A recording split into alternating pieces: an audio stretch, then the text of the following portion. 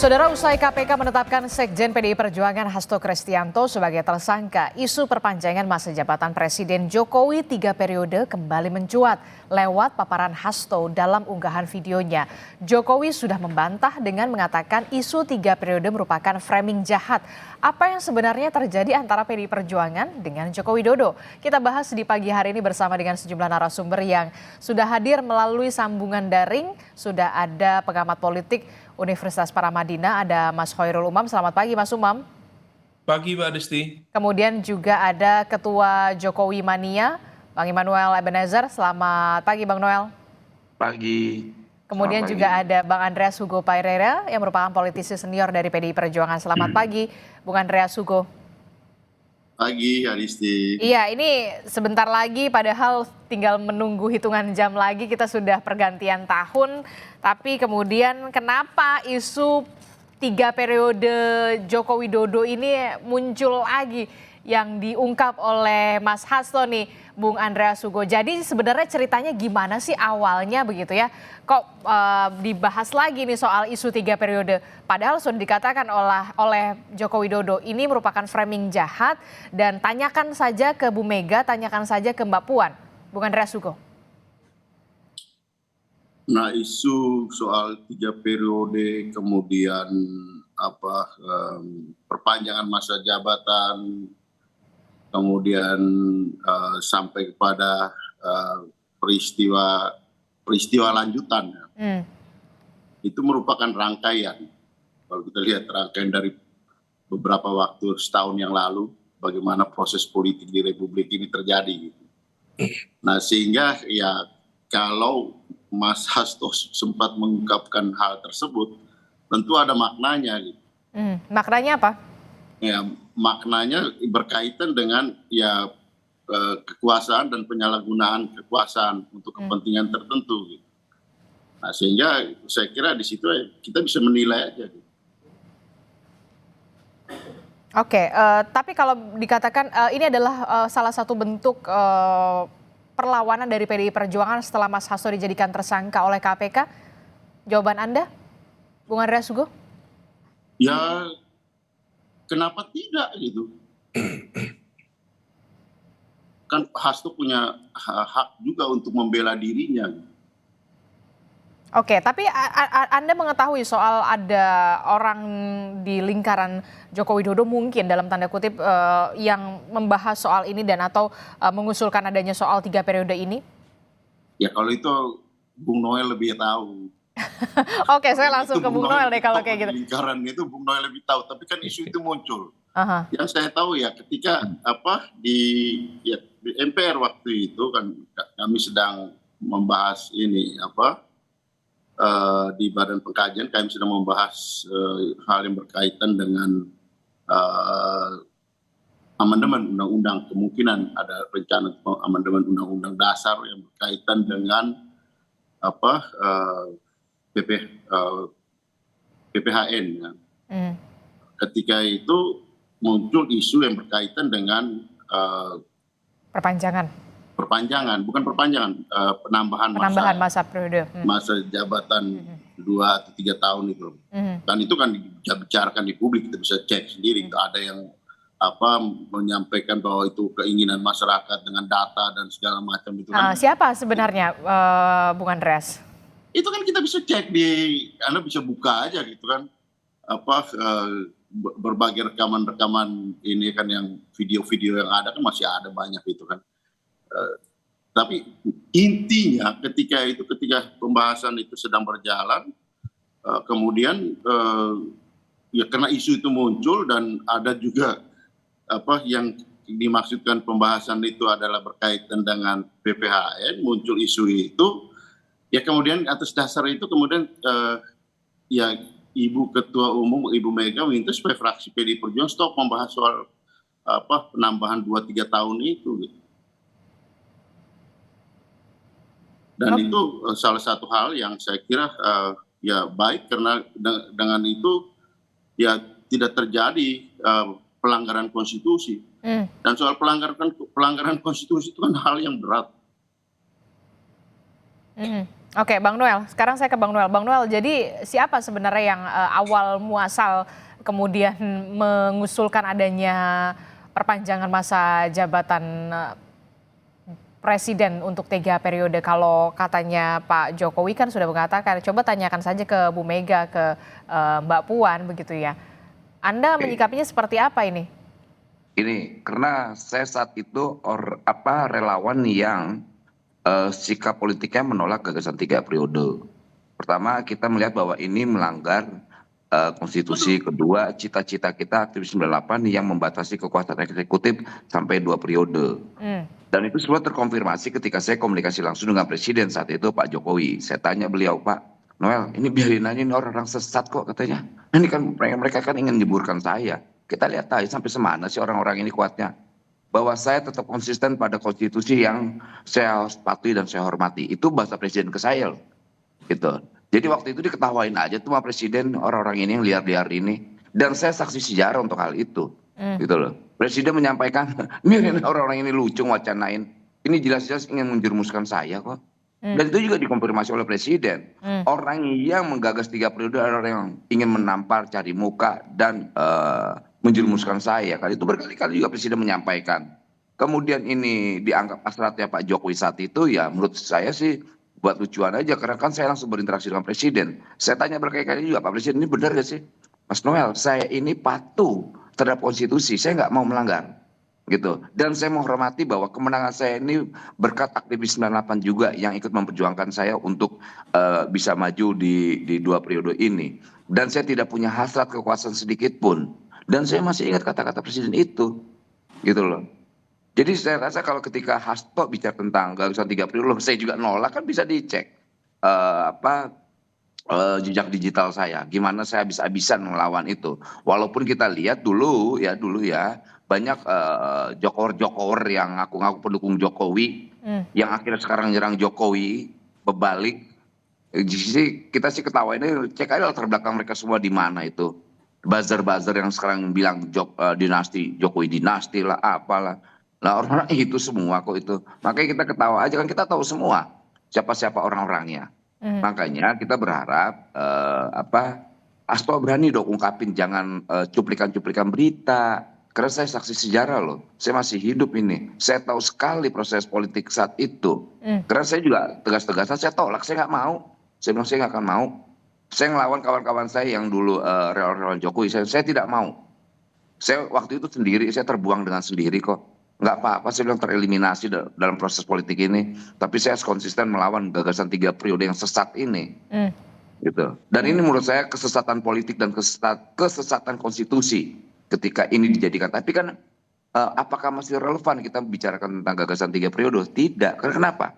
Hari ini ada presiden yang sudah definitif melalui mekanisme demokrasi terpilih. Jadi ketika kita bicara tentang gagasan 3 periode udah nggak relevan. Ketika itu sebagai wacana biarin aja sih. Nggak ada yang nyalain wacana. Mau wacana 100 periode kayak 200 periode. Kalau bangsa ini punya komitmen untuk menolak gagasan-gagasan di hari itu, ya kita tolak. Dan orang yang menolak pun tidak ada yang ditangkap. Nah, saya orang yang konsisten menolak itu saat itu.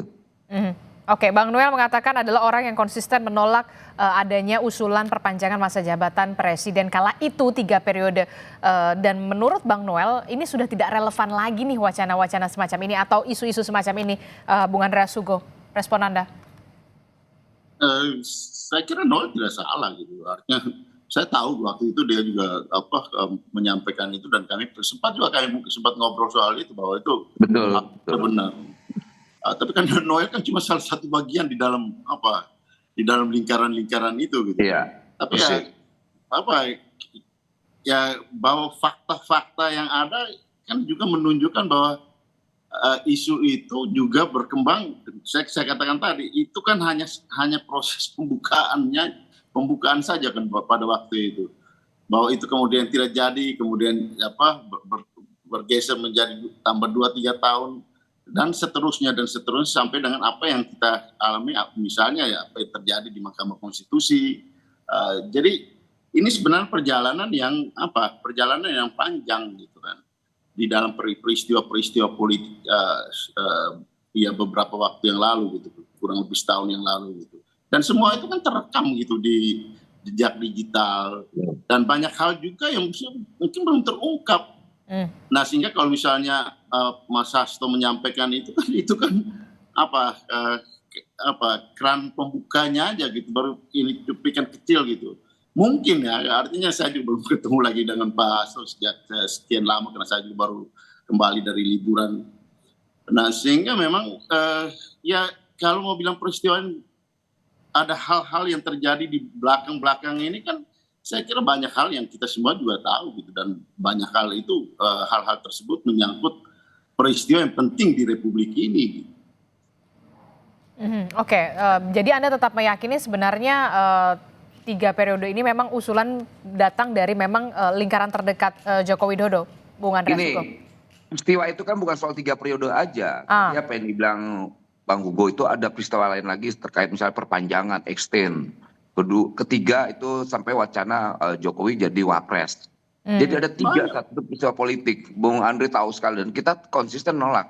Dan PDIP dengan Bu Meganya itu punya komitmen melawan itu. Dan kami bangga lah ya karena PDIP sebagai partai besar bisa menjadi garda terdepan dalam menjaga konstitusi. Dan kita bangga sekali dengan Bu Mega yang punya komitmen terhadap itu, dan juga PDIP, partai besar yang menunjukkan kebesaran ideologinya. Jadi saya rasa ke depan nanti hal-hal kayak begini, misalnya Mas Hasto, ini Mas Hasto kan nih lagi panik-paniknya, lagi sakit perut ya. Ketika di TSK kan, kemudian dia panik, kemudian dia nyerang-nyerang aja udah. Dia bikin orkestrasi, maksud saya gini, sudahlah. Orkestrasi ini hentikan, jangan seret-seret yang hal-hal yang tidak substansial, yang akhirnya malah membuat dia makin pusing. Gini, semua biasanya pejabat-pejabat partai ketika menjadi TSK itu teriak-teriak tuh, akan saya bongkar, saya bongkar. Pas udah pakai baju orange sakit perut tuh lupa. Udah fokus terhadap kasusnya aja. Jangan seret-seret partai besarnya, partai ideologis ini. Jangan seret-seret yang atasnya lagi Bu Mega, karena nanti orang akan ngebongkar. Apa sih kaitan Harun Masiku? Nanti akan orang menyampaikan, oh iya ada korelasi nggak dengan Hatta Ali? Oke. Lantas ada nggak kaitan dengan Samsur Nur Salim? Ada nggak ya kaitan dengan misalnya BLBI? Ini akan kebuka semua nih. Gitu. Kemudian nanti orang bilang ini, loh kok Hasto bicara tentang perjuangannya mirip kayak Bung Karno. Bung Karno bicara tentang ideologi. Bung Karno bicara tentang kemerdekaan bangsa ini. Tidak bicara tentang bagaimana orang yang sedang memperjuangkan posisinya untuk ke DPR sampai orangnya harus di PAW. Gitu loh. Dan ini kan lucu. Kita lihat Harun Masiku itu, harus lihat sejarahnya. Harun Masiku itu hanya punya suara 5.800 sekian. Dan di bawah-bawahnya itu masih ada yang lebih tinggi-tinggi lagi. Artinya apa? Yang diperjuangkan Hasto itu soal keadilan nggak ada, nol ngomong. Bung Noel. Coba Hasto fokus saya terhadap kasus hukumnya. Jangan ngebargaining. Pertama itu jangan mengintimidasi penyidik. Semakin Hasto ngeluarin, itu semakin kita tunggu. Kita mau sebanyak-banyaknya lah keluarin. Kita mau tahu. Tapi ingat, status tersangkanya Hasto tidak akan pernah merubah. Dan sikap KPK penegak hukum harus kita hormatin. Dan saya rasa ini baik buat bangsa ini ke depan. Baik, sampai di situ dulu, tahan dulu Bung Noel. Kalau Bung Andreas Hugo, kalau Bung Noel mengatakan ini salah satu bentuk kepanikan dari seorang Hasto Kristianto sudah ditetapkan menjadi tersangka, Bung Andreas Hugo. Tahu saya Mas Hasto sangat tenang, sehat, dan beliau juga itu tadi yang saya katakan, mempersiapkan pembelaannya dan menyampaikan fakta-fakta yang juga berkaitan dengan peristiwa-peristiwa politik ini gitu. Ya kan itu kan hal yang beliau ungkapkan gitu. Sebagai sekjen saya kira Pak Hasto juga tahu banyak hal gitu, yang mungkin juga tidak diketahui orang-orang lain, termasuk saya, termasuk Bung Noel, termasuk banyak orang gitu kan. Jadi saya kira hal seperti ini ya kalau peristiwa yang berkaitan dengan tuduhan terhadap Pak Hasto yang kemudian ditersangkakan, itu kan juga peristiwa masa lalu gitu kan. Peristiwa masa lalu yang juga sudah mempunyai kekuatan hukum tetap, yang di dalam, kalau kita lihat dari peristiwa hukumnya sudah banyak didiskusikan itu di berbagai kanal media sosial maupun di diskusi-diskusi yang lain. Oke, jadi bukan bentuk Jadi sebenarnya, kepanikan seorang Hasto Kristianto ya setelah ditetapkan sebagai tersangka. Peristiwa-peristiwa ini kan peristiwa yang lalu kemudian diungkit-ungkit lagi gitu kan. Oke. Jadi ya itulah situasi yang kita hadapi saat ini.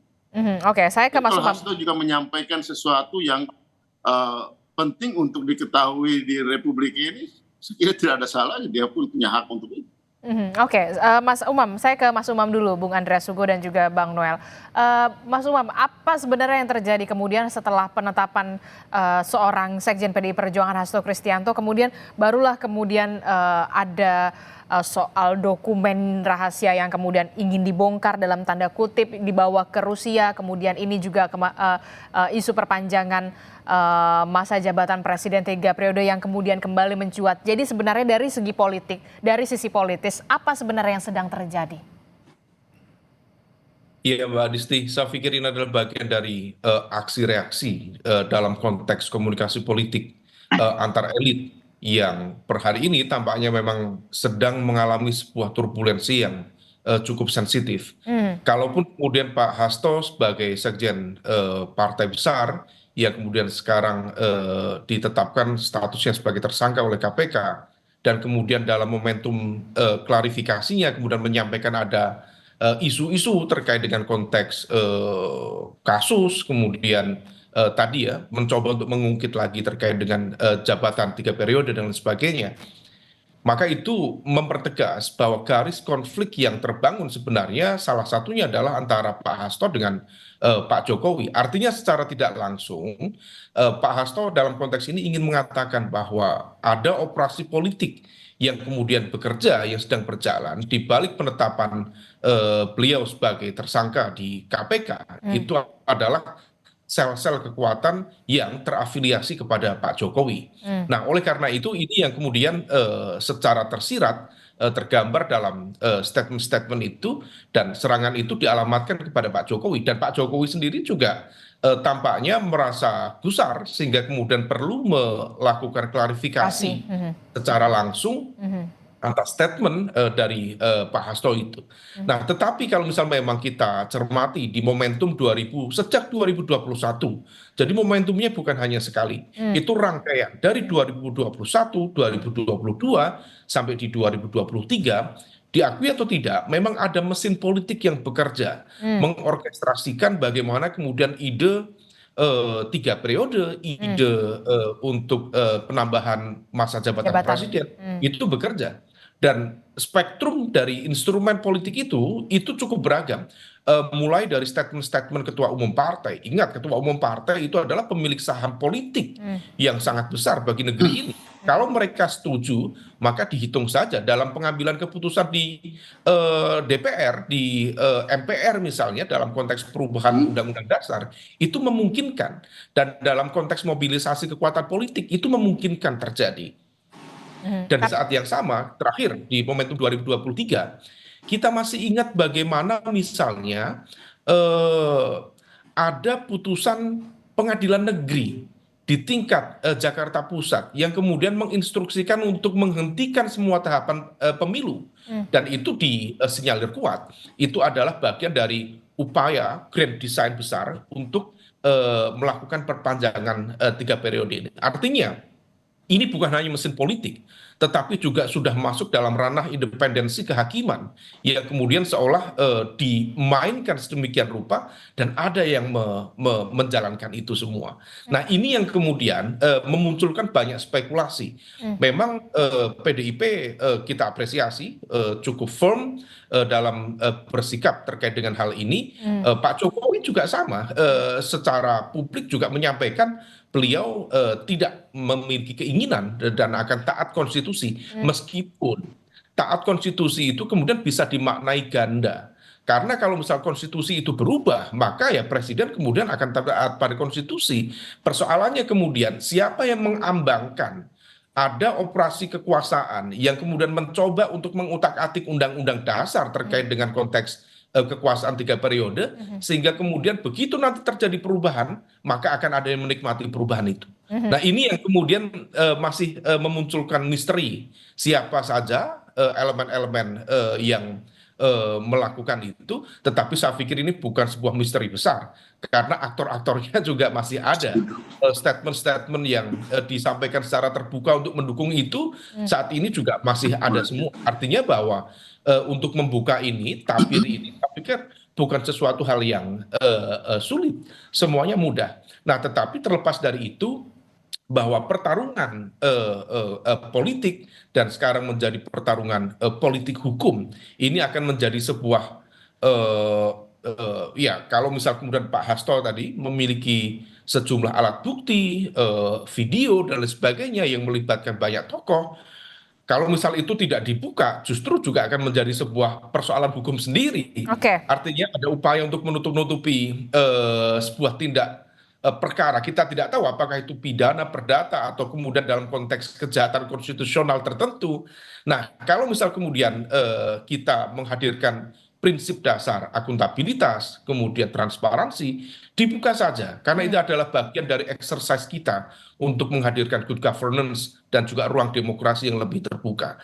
Justru kalau misal kita kemudian tidak membuka itu, ini akan saling menyandra. Dan kita tidak ingin hal itu justru menjadi alat bargaining position untuk bernegosiasi sehingga kemudian endingnya ya akan menjadi cerita lalu. Dan saya pikir itu bukan menjadi sebuah pembelajaran yang baik dalam ruang demokrasi dan upaya menghadirkan tata kelola pemerintahan yang clear, yang transparan dan accountable, Mbak Disti.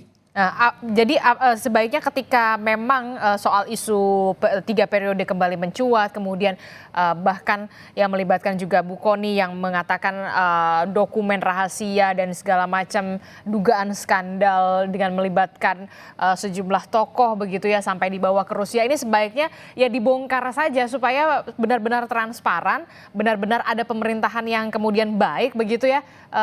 Jangan sampai kemudian ini jadi alat tawar-menawar, bargaining position kalau menurut Anda, Mas Umam. Iya, karena seringkali di dalam konteks pertarungan kekuasaan itu kemudian berakhir pada negosiasi dan kompromi.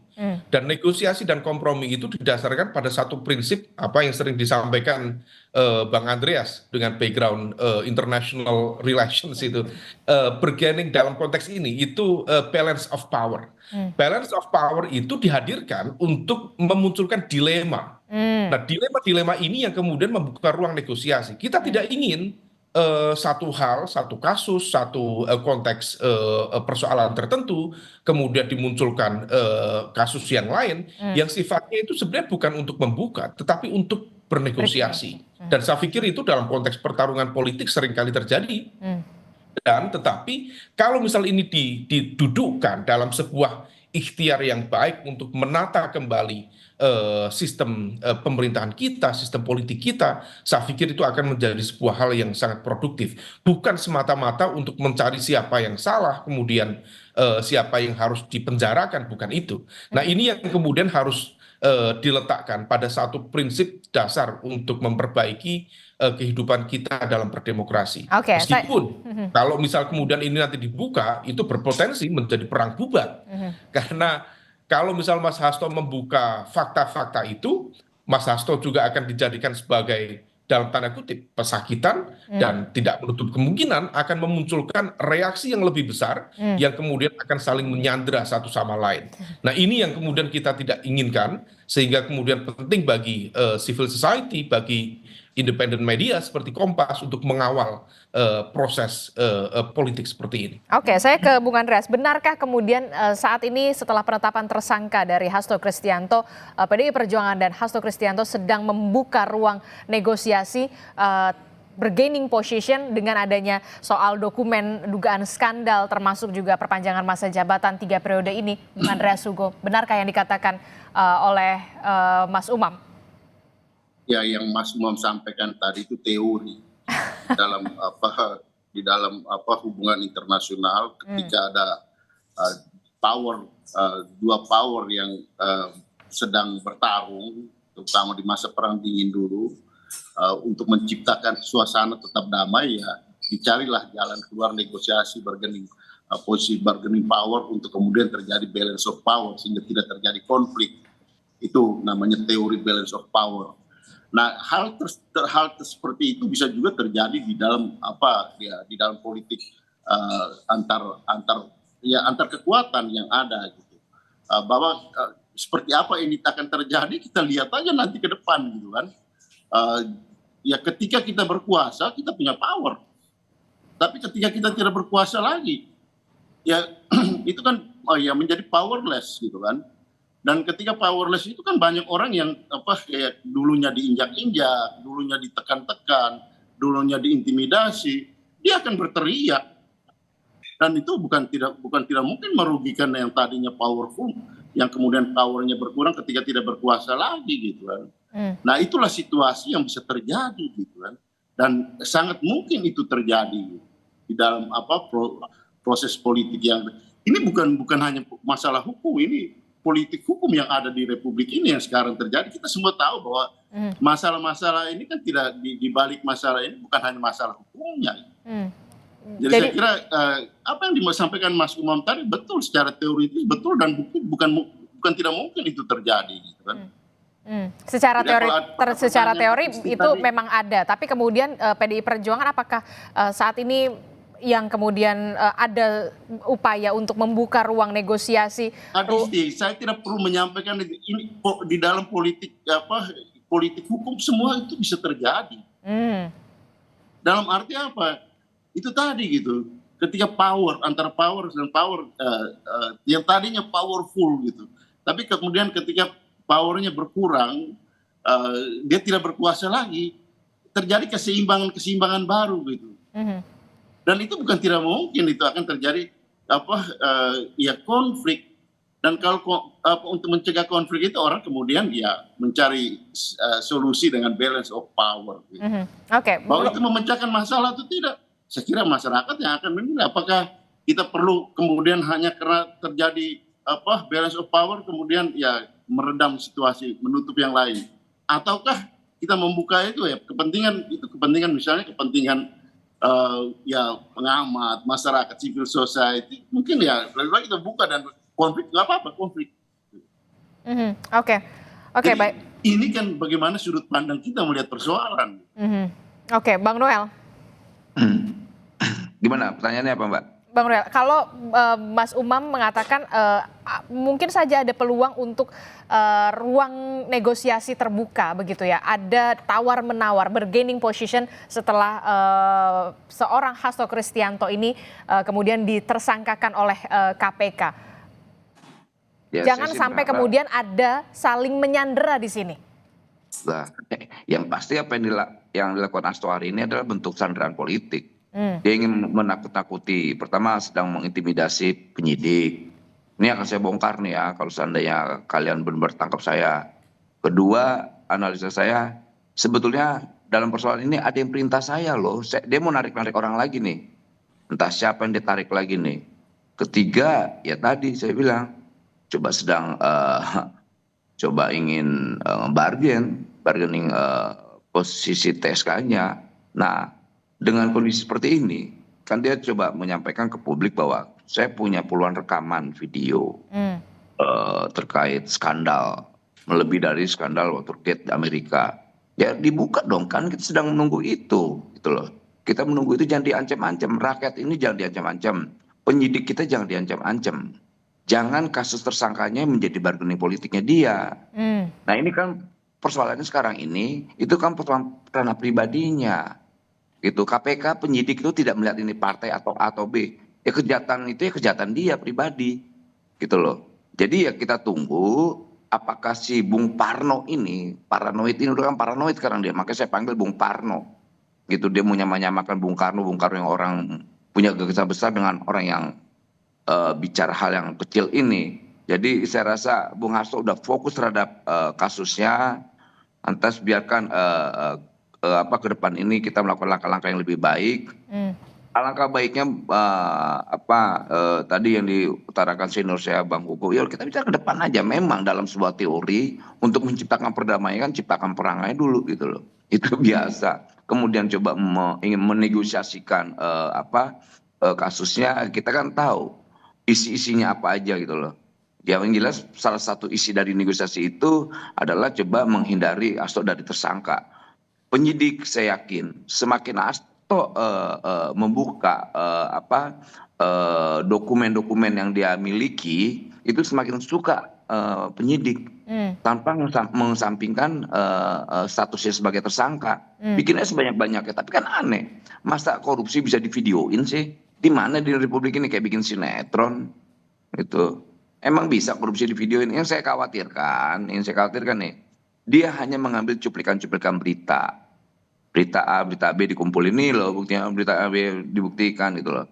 Di sisi lain, aktor yang sebenarnya korupsi itu nggak tahu, karena nggak mungkin korupsi itu bisa diketahui gitu loh. Dan cuma penyidik dong yang bisa melakukan itu, dan penyidik pun biasanya mereka memiliki standar operasional tersendiri ya, terkait misal barang bukti dan sebagainya. Jadi Mas Hasto udah fokus lah kasusnya, jangan narik-narik, nanti orang akan melihat dia makin nggak berempati.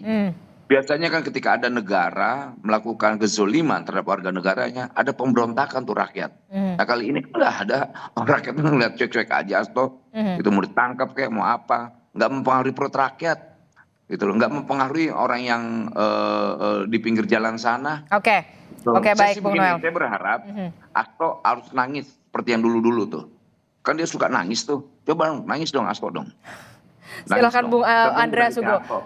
Bung Andreas, jangan-jangan dokumen-dokumen yang dikatakan oleh Mas Hasto dan juga Bu Kony yang ada di Rusia ini hanya cuplikan-cuplikan yang ada di media sosial yang sudah ramai sebelum-sebelumnya. Kalau menurut Bung Noel, kalau yang Anda ketahui bagaimana Bung Andreas Hugo?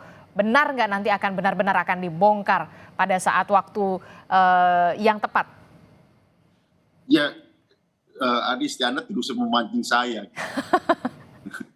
Dan kalaupun saya tahu, saya tidak akan menyampaikan itu. Gitu. Dalam arti apa? Ya kita tahu. Yang saya ketahui ya Hasto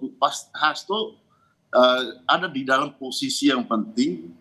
Ya sebagai sekjen partai, dia juga tahu banyak hal. Jadi bukan cuplikan-cuplikan yang ada di media sosial yang sudah ramai ya? Anda bisa pastikan itu? Saya tidak perlu menyampaikan itu, Adisti. Tapi yang saya tahu, dia pasti juga tahu banyak hal yang tidak diketahui orang. Ya itu saya bisa pastikan. Jadi kalau misalnya Mas Hasto menyampaikan itu, ya itu tadi kita lihat aja nanti. Kalau tadi Noel bilang ya dia parno atau Mas Hasto itu tidak takut kok berhadapan dengan situasi seperti ini. Dia malah menjadi lebih tegar lagi di dalam situasi ini. Jadi kalau mau bilang ini udah hal yang biasa gitu di dalam perjuangan gitu. Buat PDI Perjuangan ya kalau tadi bilang orang mungkin takut, orang tidak mau membela dia atau rakyat cuek sama situasi seperti ini.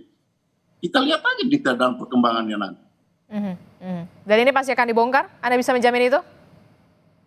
Kita lihat deh, makanya saya katakan kita lihat di dalam perkembangan nanti. Nggak berani. Masalahnya gini. Ya itu tadi, kita tahu banyak hal, peristiwa yang sebenarnya ujung-ujungnya itu kan sudah banyak muncul ke ruang publik kan. Iya, Bung Andreas, pertanyaan saya, benarkah nanti akan benar-benar dibongkar? Anda tidak usah memancing saya untuk hal tersebut, Adisti.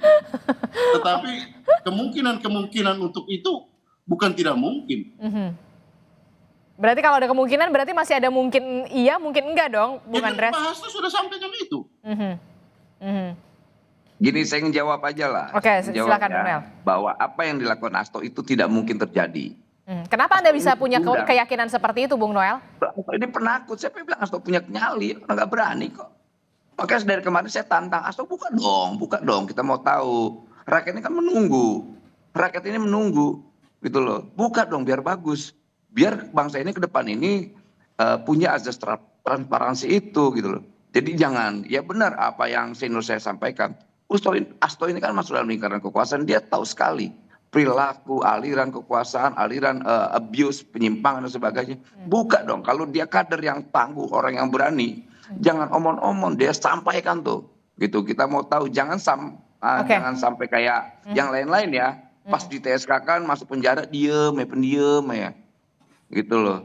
Ini memalukan. Saya yakin 1.000.000% nggak berani dia. Tapi kita berharap juga 1.000.000% untuk segera diungkapkan. Oke, itu menurut keyakinan Anda ya, Bung Noel. Terakhir. Sangat yakin, bukan yakin lagi, sangat yakin. Oke, baik. Saya Terakhir. nggak pernah meleset dari keyakinan saya. Oke, baik. Saya ke Mas Umam. Terakhir, Mas Umam. Apa yang terjadi ketika memang benar-benar ini akan dibongkar? Apakah benar nanti akan ada turbulensi politik yang luar biasa?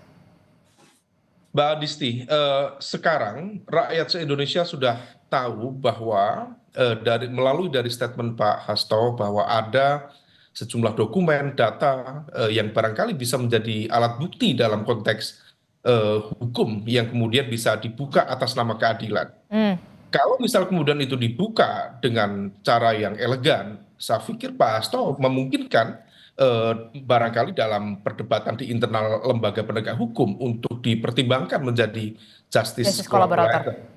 Tetapi kalau misal kemudian hal itu tidak dilakukan, sementara masyarakat se-Indonesia sudah tahu bahwa beliau memiliki data, bahan, materi yang kemudian memiliki muatan hukum, tetapi kalau misal tidak dibuka, maka hal itu bisa masuk dalam kategori obstruction of justice.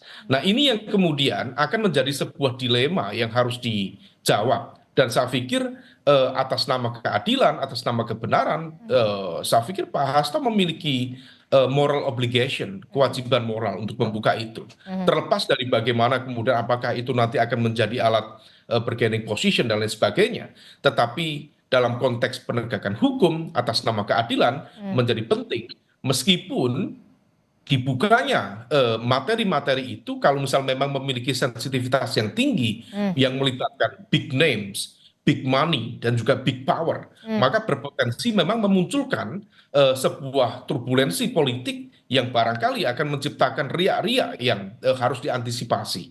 Nah, oleh karena itu ini yang kemudian harus menjadi perhatian semua pihak, termasuk juga aparat penegak hukum, untuk tetap bersikap independen, netral, dan juga imparsial. Jangan sampai kemudian di tengah dua pelanduk besar yang sedianya akan berbenturan, justru kemudian membuat limbung lembaga-lembaga penegak hukum.